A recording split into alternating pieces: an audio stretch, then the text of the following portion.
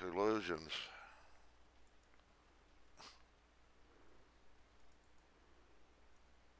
A confrontation over what to do with the president's body? Oh, the confrontation, that was one of the biggest things that happened at Parkland. That's what caused all of this, not allowing Texas law to be in place. Our pathologist should have done the autopsy at Parkland. And he tried to. And he tried to follow the Texas law. And the Secret Service, they formed, looked like a herd of locusts, a phalanx around the coffin.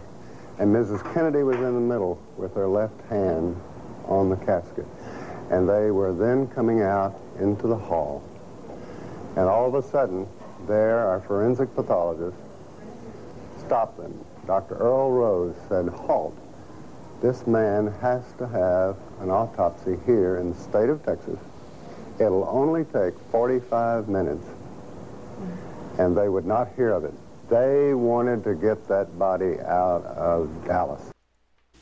Some of America's finest forensic pathologists, medical people who perform autopsies and who have worked for the federal government in the past on critical cases in the Washington, D.C. area, stood by their telephones that evening when the president's body was returned to Washington, D.C., but they were never called. Instead, the individuals in charge of the autopsy selected 2 administrators, individuals who had rarely performed autopsies, to come in and perform one of the most important autopsies in this century. The president got an autopsy that wouldn't have been acceptable for a Bowery bum. But Oswald got an autopsy fitting of a president. There aren't real questions about Oswald's autopsy, and there were nothing but questions about the president's autopsy. Right. He died of a gunshot wound in the brain, of a bullet right through the head. John Kennedy was obviously shot from the front. Everybody knows it. Virtually everybody in Dealey Plaza rushed to the grassy knoll where they heard the sounds. It came from a fence between the book depository and the railroad track. From behind the overpass over there, triple overpass. Right over about 20 or 30 feet from the other end of that little picket fence. And it sounded like it came from the left and in front of us, towards the wooden fence. And there was a puff of smoke that came underneath the trees. We all four seen about the same thing as the shots. The smoke came from behind the hedge. And then as the car got directly in front of us, well, a gunshot apparently from behind us hit the president in the side of the temple. Do you think the first gunshot came from behind you, too? I think it came from the same location. Apparently back up on the mall. When I stated I felt like the second and third shots could not have been fired from the same rifle, they reminded me that I wasn't an expert.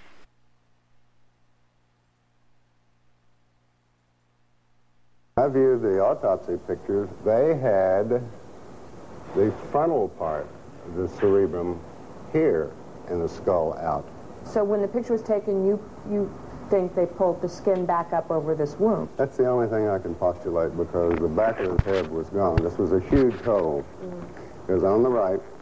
It was 9 to 10 centimeters across, and you could look right into the brain. Crenshaw. Hole is at the front of the head. See something else. This is just almost a personal a question. Are you pretty comfortable today with the notion that someone was firing at President Kennedy somewhere from the front? Yes. Are you equally comfortable, or are you not comfortable with the notion that there is forgery of some sort in the official documents of this? I feel there probably is. I certainly could not be held down to saying exactly how that is, or even approximately how it is, perhaps. But I feel that there has been some kind of attempt to cover up what was going on. What the witness saw. Was there corroboration for a shot from the front? Dallas clothing manufacturer Abraham Zapruder filmed the motorcade as it drove down Elm Street. It was about halfway down there, I heard a shot. And he slumped to the side like this. Then I heard another shot or two. I couldn't say what it was, one or two. And I saw his head practically open up, all blood and everything. And I kept on shooting. 2 days after the assassination, Life magazine bought the infamous Zapruder film. Its moving images were not shown to the American public for 12 years. The most obvious thing you extract from the film is that the head moves backward, and that suggests a shot from the right front. It is unknown exactly what the film suggested to the members of the Warren Commission, since their report failed to even mention Kennedy's violent reaction to the headshot. That's right, folks. The Warren Commission never even mentioned the headshot. Think about that. It was the Zapruder film that caused the second major investigation because of the Zapruder film. Because of that headshot. And the Warren Commission never even commented on it. Just pathetic. And Abraham Zapruder, that's what he told the Warren Commission. He saw the president hit on the right side of the head. He thought perhaps the shots came from behind you. Well, yes. So, that was his testimony to the Warren Commission. There was one little problem, though. He had a camera in front of his eyes. Let's continue.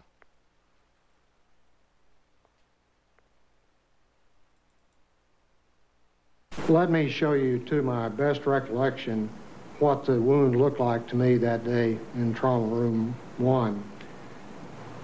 Before each doctor looked at the photos, he described the wounds he had seen back in 1963. I could see the president's head wound quite well, and I was probably looking into a wound that was on the lateral or the side part of the head and the back part of the head.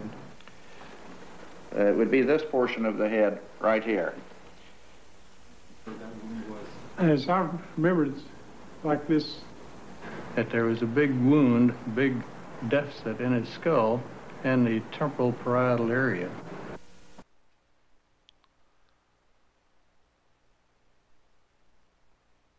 Now, here's what the Warren Commission in their autopsy, they claim the autopsy showed. A small little wound in the back of the head. Yet on the Mormon photo, as we go in, take a closer look, I did many years ago. Something very unusual you see here. Here's somebody else that has examined this.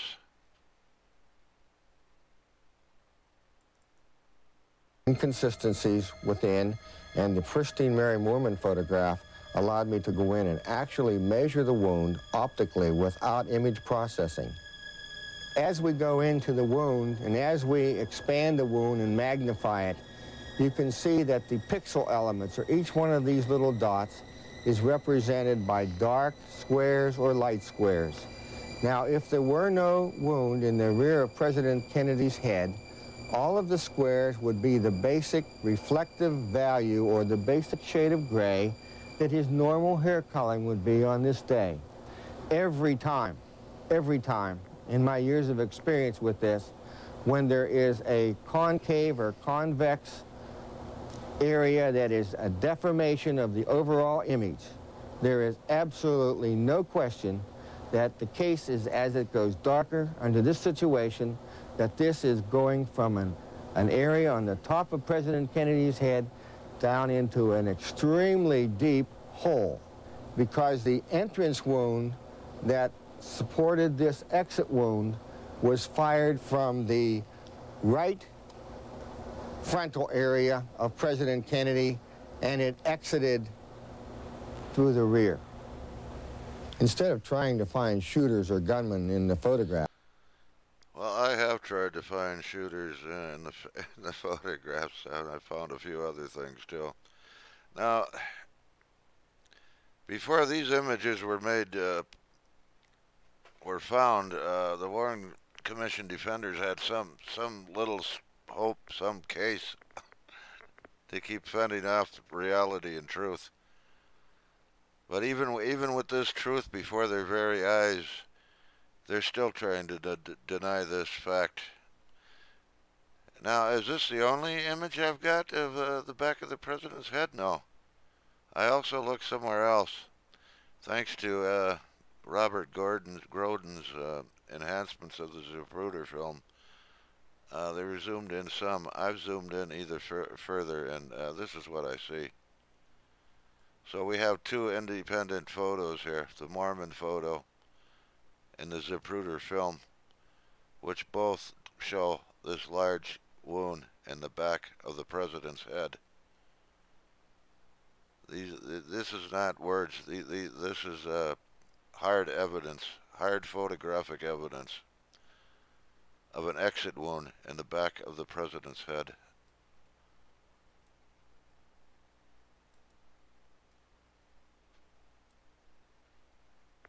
How they can deny that? They could deny anything. Large hole is at the front of the head. See something else. This is just almost a personal a question. Are you pretty comfortable today with the notion that someone was firing at President Kennedy somewhere from the front? Yes. Are you equally comfortable, or are you not comfortable with the notion that there is forgery of some sort in the official documents of this? I feel there probably is. I certainly could not be, held down to saying exactly how that is, or even approximately how it is, perhaps. But I feel that there has been some kind of attempt to cover up what was going on. Some believe that one of these shadows may be an assassin standing behind the fence. So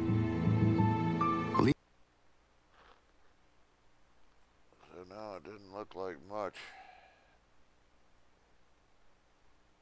Some believe that one of these shadows may be an assassin standing behind the fence.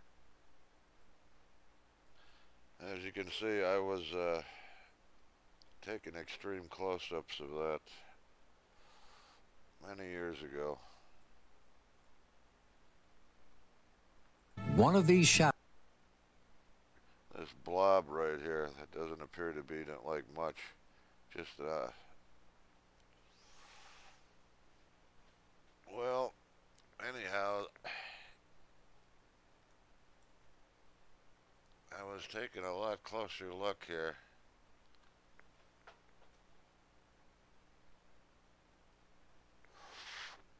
Let's see if you see what I saw.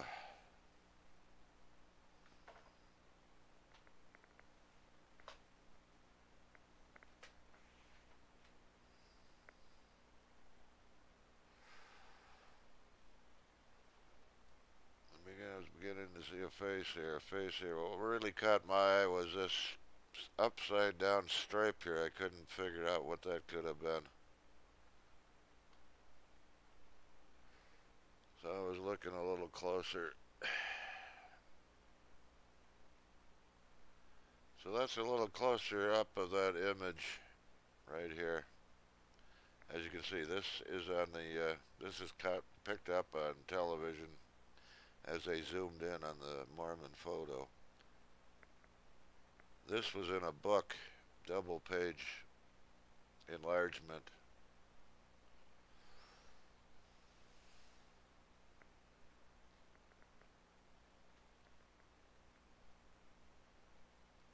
So you get the gist of it. I was looking there, and let's take him now.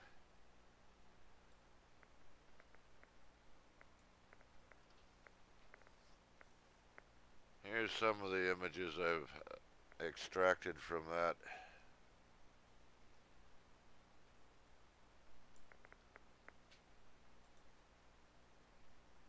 How about a colorized version?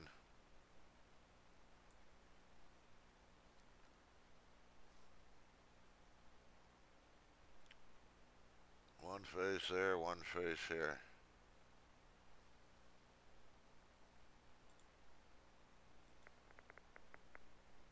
How about a little larger view? And by the way, well, I gotta do it this way. I got all kinds of images here. Yes, there it is. Here's an independent close-up somebody did. I don't even know who it was, but this was a digitally enhanced version of the Mormon photo. They never even noticed this. I made a enlargement and I put it up here in the front. They were looking back here, back along here. And that may not, I know it's hard to see. I didn't see it for several minutes. And once I started putting the pieces together, once the brain starts putting the pieces together, like I say, all I was looking at was this upside down V. Let's see, there should be something.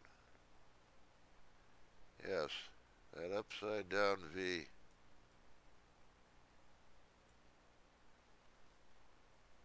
And then I noticed there were a few others. There was this, what appears to be a circle here, just above that. And then I started putting the pieces together. You start seeing the faces. Once you start seeing the faces, understand this is the left arm.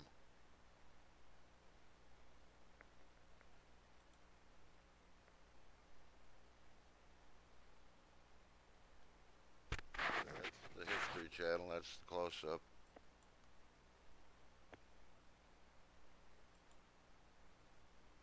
Again,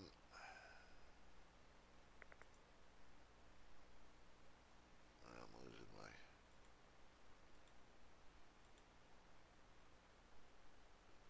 Where is the color?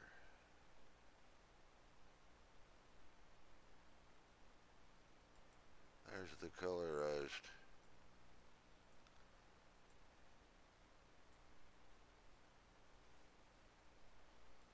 So there's definitely something very unusual there, to say the least.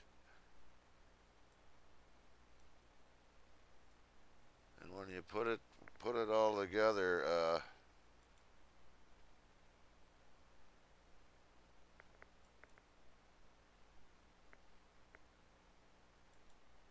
can find that one again. Well, anyways, here's an even more extreme close-up. Let me see if I move that in a little.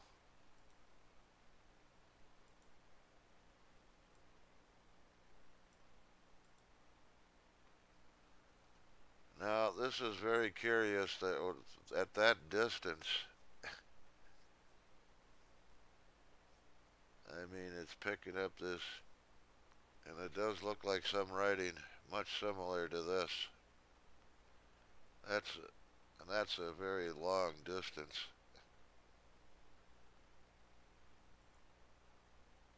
But anyways, I can't get this to work.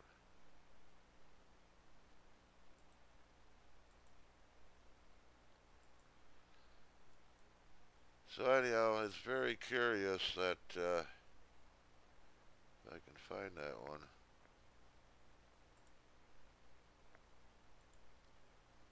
Where is it? It's very curious that you'd have two images like that found in this one photograph. And not only that, but an image like that also. Now, anyone who thinks of the lights and shadows, there's always a possibility of lights and shadows, but those are the damnedest lights and shadows I've ever seen. And as far as I'm concerned, this makes more sense than anything.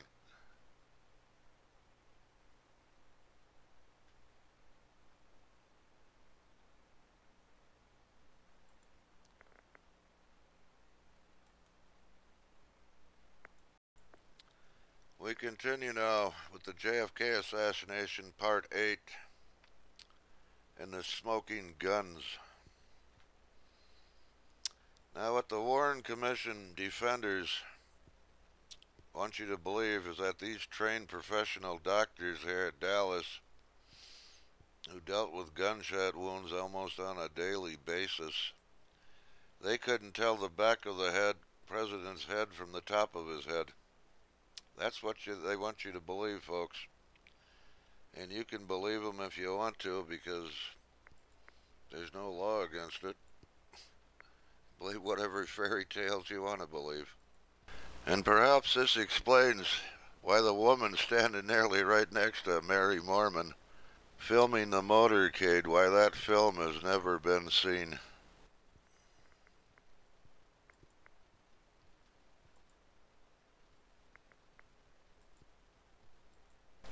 Yes, Lee Oswald certainly looked guilty of a lot of things in this case.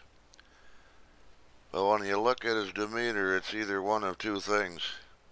He was either guilty in covering it up, or he had infiltrated a plot to murder the president and got caught in the middle as the patsy. One of the two things happened here. And as far as the Warren Commission, here's the testimony the Dallas doctors gave him.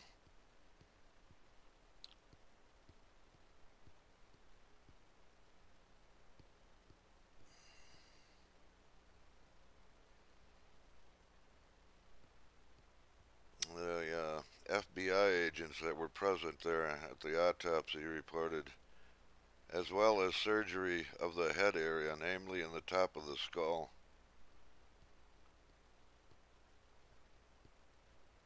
And the Dallas doctors were telling the Warren Commission, along with many others, right side of the head, the back of the head, posterior skull occipital region, right posterior part, and on and on and on, every single one of them.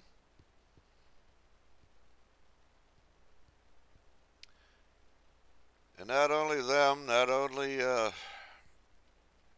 Zapruder and the rest, but there were many other witnesses there. The Newmans. Here's a couple more. Herschel Jacks, a Texas highway patrolman.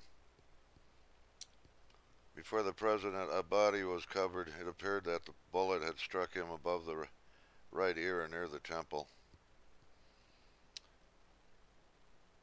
Emmett Houston, who was another closest eyewitnesses. It looked like it hit him somewhere along a little bit behind the ear and a little bit above the ear. Here is Clint Hill, the Secret Service agent that went with the president to the hospital. What did he observe? The right rear portion of his head was missing. It was laying in the rear seat of the car. So now, what the Warren Commission was told all of that, they only had two choices. Explore it and find out the reasons why, or deny it and falsify their report, which they did. Right here in the Warren report, the autopsy disclosed a large head wound observed at Parkland. Pure forgery. That's a falsification. That's what they've gotten away with.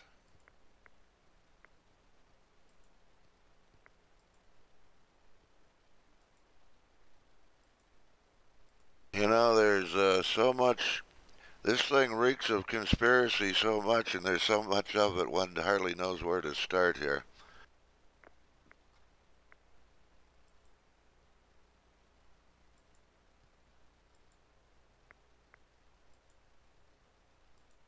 Well, let's start with the Warren Commission and their report. To begin with, the biggest case for conspiracy can be found in the Warren report itself. But where it can't be found is in the Warren Commission's conclusions or collusions. that you won't find a breath of it.